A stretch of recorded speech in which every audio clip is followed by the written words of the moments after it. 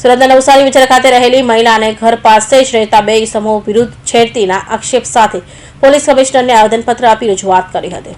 Surat police commissioner કચેરીએ આવેદનપત્ર આપવા પહોંચેલી નવસારી બજાર ખાતે રહેતી મહિલાએ ઘર પાસે રહેતા બે ઇસમ સમીર શેખ અને ઇમરાન યુનિસ તથા બિલ્કિશ બાનુ નામ સામે છેડતીના આક્ષેપો કર્યા હતા. તેઓ ઘર પાસે દારૂનો ધંધો કરતા હોય અને ધમકી આપતા હોવાના આવેદનપત્રમાં ઉલ્લેખ કર્યો હતો. સુરત પોલીસ કમિશનર કચેરીએ આવેદનપત્ર આપવા પહોંચેલી મહિલાએ ન્યાયની માંગ કરી હતી. હું નવસારી બજાર પુતલીના સામે મલબારી સાહેબના ટેકરાના પાસે રહું છું વર્ષોથી. બરાબર, અમારા બાજુમાં તૂટેલા મકાન આવેલા છે ને એનાથી 100 ફૂટ દૂર એ લોકો રહે છે આરોપીઓ. ત્યાં દારૂનો ધંધો કરે છે. અમારા ઘરના બાજુમાં આવીને અમે લોકો ના પડે કે અહીંયા તમે દારૂ નહીં મૂકો ને આવી રીતના તમે નહીં કરો તો અમને જાનકી મારી નાખવાની ધમકી આપે છે ને અમારા પાસે 5 લાખ રૂપિયાની ખંજરી પણ માંગી હતી.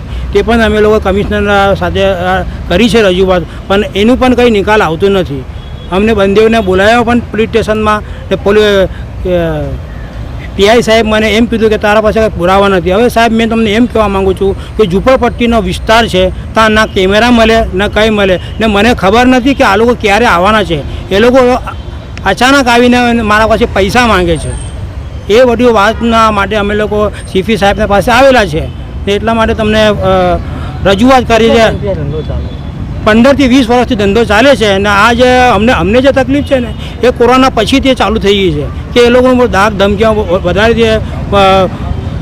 સુરતમાં બહુ એનું ઓળખાણ છે, પોલીસનું બધું સેટિંગ છે એ લોકોનું ને અમને ખબર છે અમારું કંઈ થવાનું નથી. તે એટલા માટે સીપી સાહેબના પાસે આવીને મદદ માંગે છે અમે લોકો. અને આ સીપી સાહેબને મારું નિવેદન છે કે અમને ન્યાય અપાવો ને અમારું સાથ આપો ને અમને ઇન્સાફ અપાવો.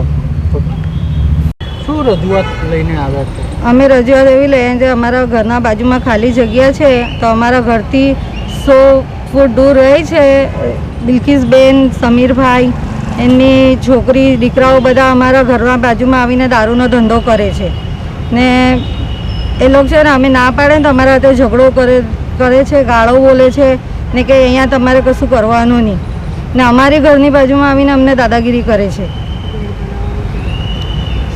કેટલા ટાઈમથી આવી તકલીફ પડી રહી? આ તકલીફ છે ને 15 વર્ષથી છે.